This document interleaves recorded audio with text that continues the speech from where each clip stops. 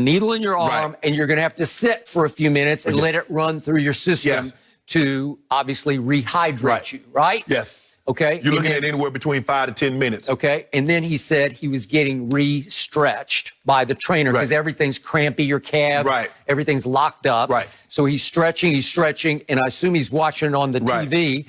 And he said that all of a sudden I was catching an attitude because he saw what was happening because he left. It was 34-20. Right. Correct. And Baker had just thrown his first interception in forever, and it looked like ball game, right? And then all of a sudden, it looked like it was Baker's Well, Skip, he didn't have a choice because they got no other quarterbacks. RG3 is on IR. Trace McSorley had just gone down.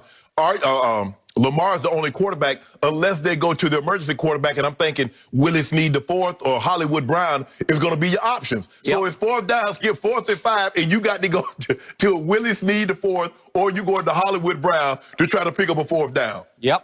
And then to your point, he returns just as almost like right on schedule. No offense, I'm knocking on wood for Trace. I hope he's okay because he got his left leg caught underneath him and it looked not good. It looked bad. It did. Right? Yes. Left knee wrenched. Don't know what the outcome of that was. But if Trace doesn't get hurt, I don't know what happens. I don't know. Could he complete a 4th down pass? He's capable. He's a tough kid. He's a gamer. Well, Joe Woods, the defensive coordinator from Cleveland, must have thought that was McSorley still in the ball game because otherwise I don't understand why you would blitz him in that situation. And Skip, if you blitz up the middle, you must tell your end, you've got to contain. Because Skip, if you get White, because even if he didn't throw it, he's going to pick up the 1st down with his legs. Well, you realize we were real close to that being Willie Snead? Because he was the emergency quarterback as the receiver who just caught the big pass from Trace McSorley, right? That almost saved the game right there. So we almost had a Willie Snead 4th down, and I don't know what John Harbaugh would have done if he would have just said, I give up or I... And this is another reason. Coaches always said it's kind of hard to have 2 quarterbacks that are very different on your roster because now... Greg Roman. Remember, RG3 is now hurt and he was the backup. Correct. But now, Skip, you got to call plays. You go from calling plays for Lamar Jackson to basically calling plays for Trace McSorley, who's more of a drop back than more of a mobile quarterback on the move. So now you got to go into a totally different, because I'm good. I'm calling plays from Lamar. I'm dialing up. It's going good. And now I got Trace McSorley. So now I got to think about, okay, what can he do really well against what they're trying to take away from us? Exactly.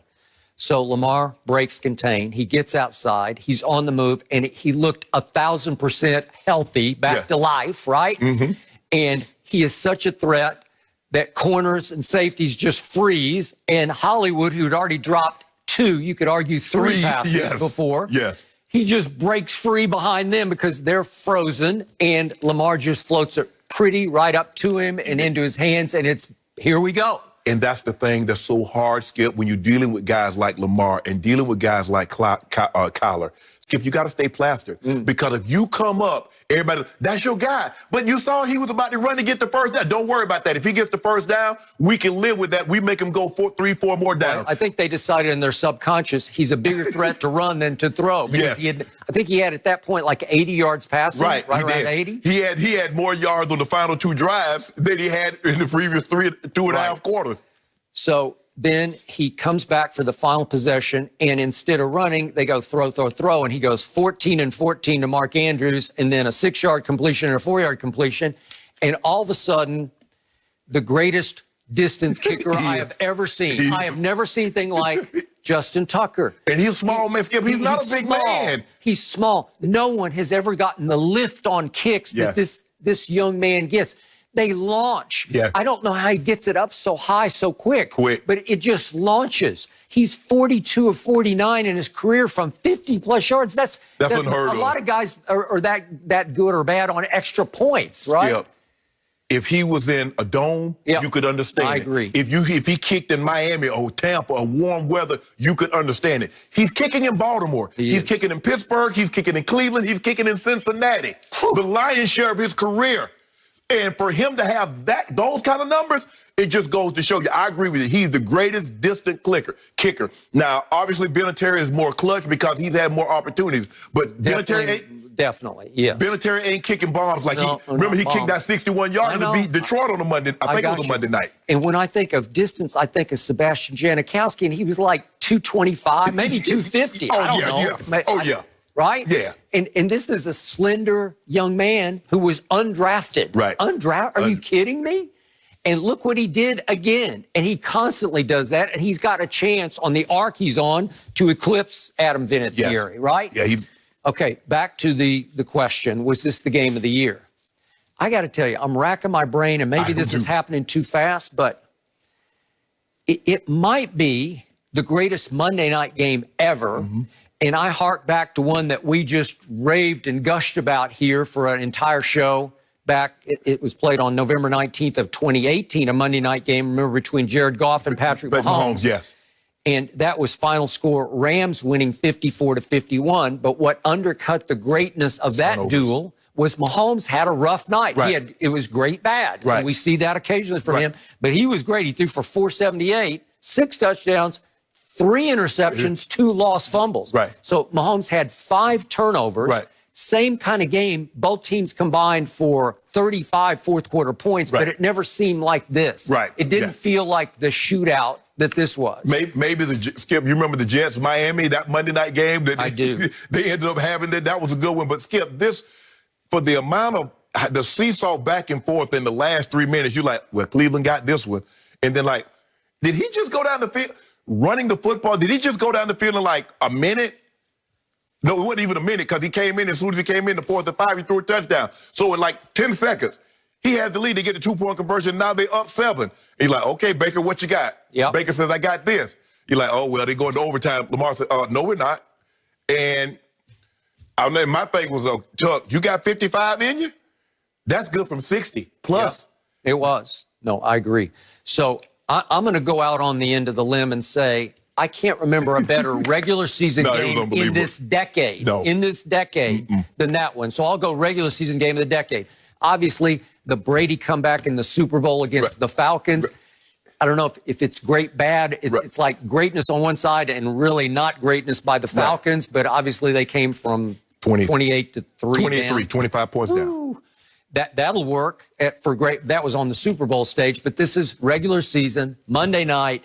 Doesn't get any better than this. It doesn't, Skip. And you look at what happened is that when Jimmy Smith, the thing that Ravens can do, they can pressure you because they got, 3 number 1 draft picks at the corner position. Jimmy Smith, Marlon Humphrey, and Peters, Marcus Peters.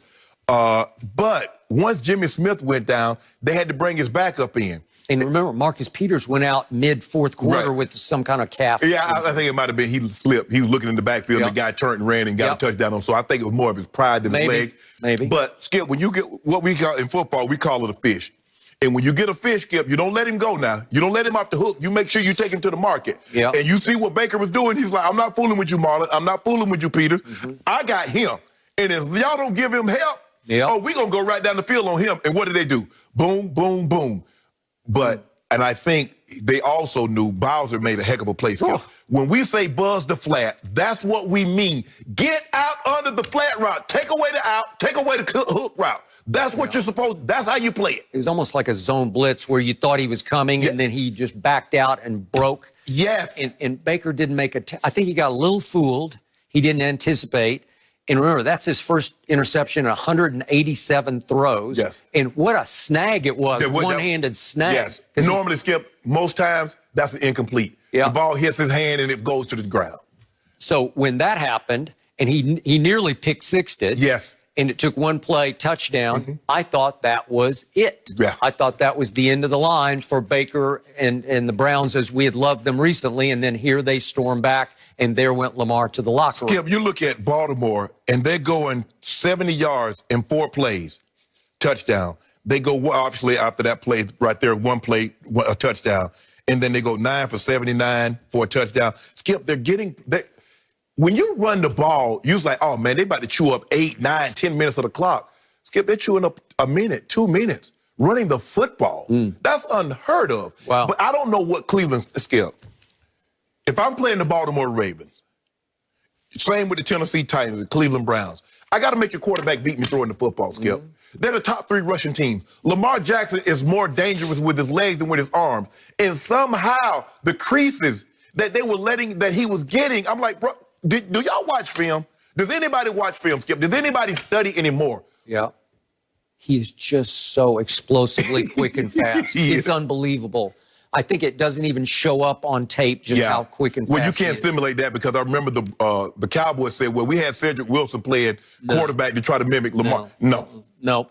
And by the way, you realize his QBR last night was 99.5, which is pretty close to 100, and that was tied for the 8th best of all time QBR, and 4 of the top 8 belong to that man, Lamar. He looked like the reigning MVP last night. That's the first time all year that was an MVP caliber. So if you think about, Skip, the 2 drops that he had by Hollywood and the 2 overthrows, he really should have been perfect. He should have been perfect throwing the football. 99.5, Skip. Wow, that's incredible. Oh, they've had their tough moments, but that was so special the way they got it done. I feel like we could talk about this game throughout the show, and we will. Plenty more to talk about, but first, Kyrie Irving finally broke his silence. He addressed the media. We'll tell you what he had to say for himself next.